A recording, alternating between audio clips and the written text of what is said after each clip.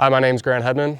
I live in Santa Clarita Valley. I work at the Thrashin Supply warehouse, and this is my 2019 Softail Streetbob.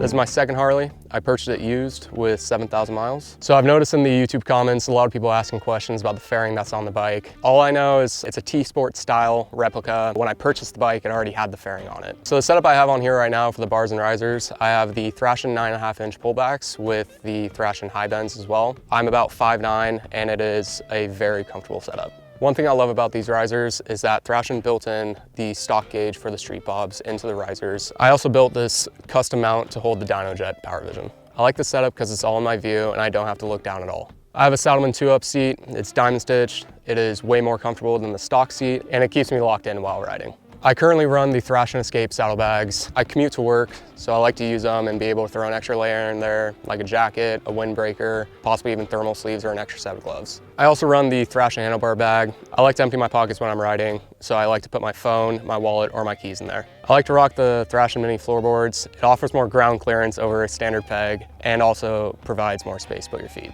These boards also offer plenty of grip for when you're ripping in the canyon. Along with the foot controls, I also added the Thrashin shift lever, shifter tip, and the shift linkage. I'm able to fine tune where the lever sits and also find neutral a lot easier.